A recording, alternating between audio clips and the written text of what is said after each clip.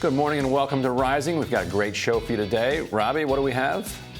Well, Michael Starr Hopkins and Rena Shaw will join us to discuss how woke jargon may be driving Latino voters away from the polls. Surprise, surprise.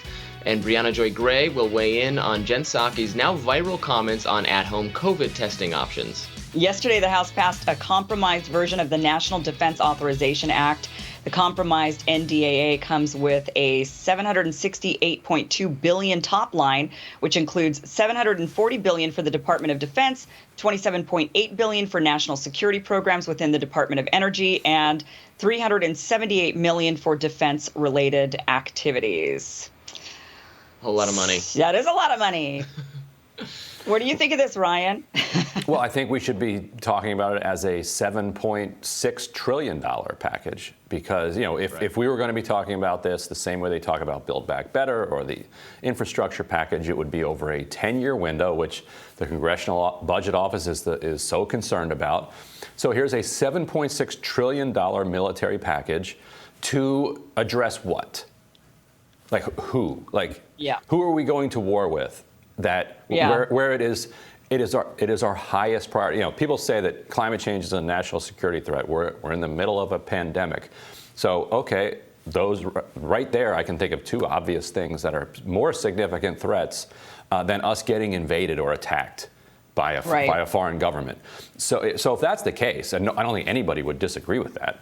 If that's the case, then why would we need to spend multiples on military defense, and we call it defense. It's obviously not defense, it's offense to protect our position in the world. Right. Why would we need to spend that much compared to, you know, actual threats to people, such as climate change, poverty, the pandemic? In the era we live in, defense spending is the most bipartisan cause there is. You find so much support across the ideological spectrum, which it surprises some people. Some people say, all Washington does is fight. Nobody gets along. Right. Nobody agrees on anything. Well, they agree to spend billions or trillions of dollars on unnecessary budgets for the Defense Department. That's the thing they agree on. Very few people put up any resistance. You have your quirky lefties, your quirky like Rand Paul type libertarians. Everyone else is absolutely for the continued spending on those fronts. Yeah, and why do we have this so much money that is being spent in defense when we just ended a war? I mean, that has got to be a big question on people's minds. We're supposed to be scaling down on defense, and yet we're still ramping up. We still add money to this bill. We still, give them and without an audit. There's been no audit of the Pentagon, so we don't know where they're even putting all of this money, really. Right. This was the big fear of the military-industrial complex after the Cold War ended, saying, we don't have our justification now to keep expanding our presence around the world, to keep expanding our budget. So what's going to happen now? And everybody kept talking in the 90s about a peace dividend. So, okay, we're at peace now. The Soviet Union's gone. So we're going to cut the military budget, right? And we're going to invest that here. Or we're going to invest it, in helping our neighbors develop so they have more stable governments and so they have more prosperous countries. We're not going to just keep building more weapons, right? And it's like, oh, no, all the way through the 90s, they keep building more weapons. Then 2001 happens, September 11th. Right. So then, now we need a lot more weapons and we need a giant footprint around the world. And then 20 years later, we finally leave Afghanistan and you think, okay, time to reduce the military budget, even just a tiny bit. We were allegedly spending $300 million a day in Afghanistan. That adds up day after day after day. What do? They add more than $20 billion to the defense budget rather than reduce it. It moves all in one direction. And until politicians pay a price for it, it will keep going in that direction. And there's no indication yet that they're going to pay a price for it. Yeah, absolutely. Yeah, you declare a perpetual war on terror that can never be solved because it is aimless and it is not specific what the objective is or how it will be achieved. And so then you set yourself up to keep doing this forever. Well, and they've been ramping up the rhetoric against Russia, Russia, Ukraine, and the aggression that's going on there. And they're ramping up rhetoric against China. And so, that is where they're sort of justifying all of this spend. They're saying, well, but we need to counter and be the strongest military force in the world. We need to make sure that we counter China's aggression or Russia's aggression. And so there's always an excuse to build up the military. Lots of aggression to counter.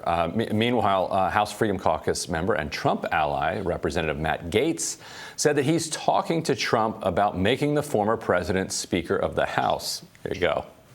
If you do retake the House, would you want ex-President Trump to be the Speaker? I would. Have you talked to him about it? I have. And what did he say? Oh, I keep my conversations with the former president between the two of us. So over the weekend, and he can do that. Like that's one of the funky things about the Constitution. They did not spell out that the House Speaker has to be a member of the House.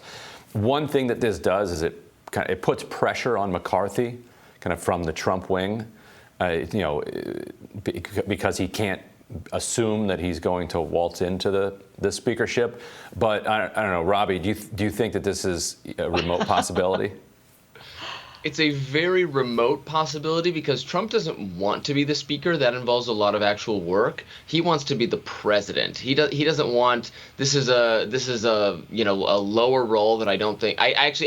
You know what? If he really wanted it, they would clearly give it to him because they will not say no. They need to learn to say no. And, they keep doing this. Well, we're not going to say no, but we're just going to wait for him to quietly go away. We're going to wait for him to exit the stage. He's going to get the hint that we'd really like him to just exit the stage, right?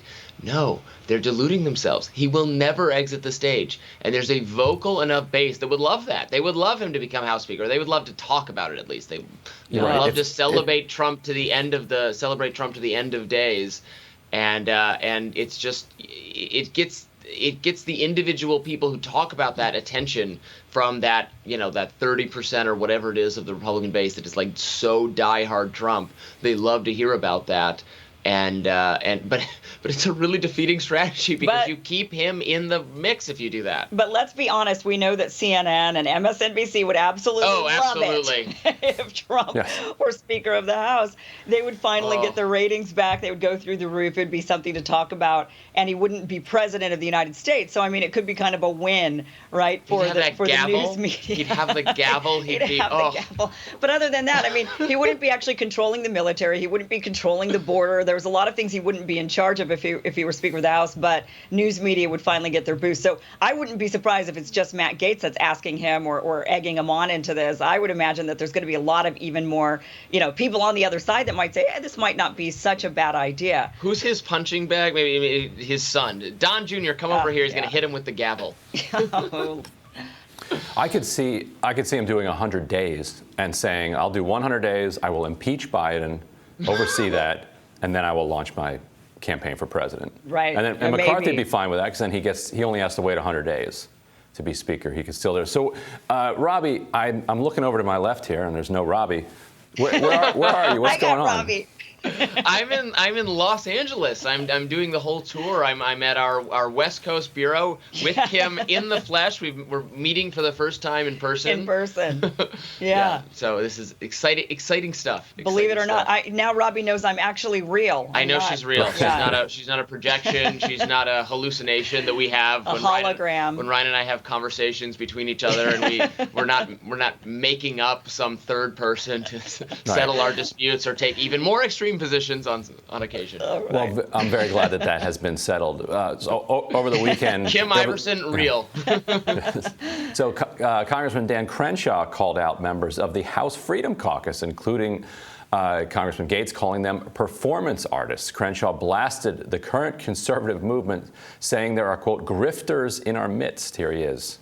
In the first 2 years of Trump's presidency, when Republicans were in control, when every single time we were voting on Donald Trump's agenda, who do you think was at the top of that list voting with Trump, and who do you think was at the bottom? A lot of names you would recognize were at the bottom of that list. A lot of names you would recognize are at the top of that list. Number 2 is probably going to make you cringe a little bit. It's Adam Kinzinger. Voted with Trump almost 99%. He was number 2. You know who's at the bottom? Everybody in the Freedom Caucus. All of them. Yeah, so fascinating. And what's Crenshaw's play here? Does he feel like he's kind of been passed by a little bit by the crazy train? Yeah, I think he's irritated because he had a moment of where he was kind of getting that broader celebrity or attention after he got, I think, was attacked on Saturday Night Live, and he handled that really well. And he's more of a slightly pre-Trump, not that he's a Romney Republican or something. He is a flashier Trump era Republican, but he is not nearly he's not Marjorie Taylor Greene or Matt Gaetz or some of those other people. So I think he is a little.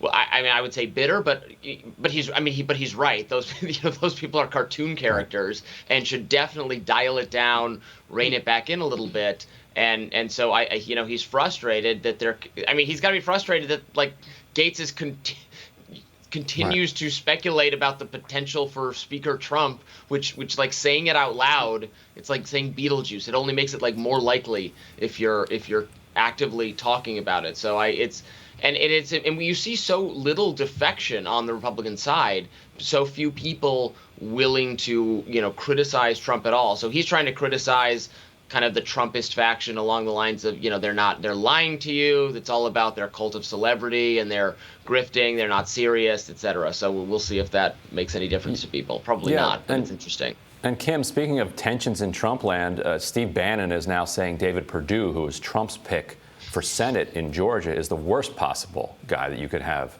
running in that race. What do you make of Bannon coming out that publicly against Trump's pick so soon after he picked him?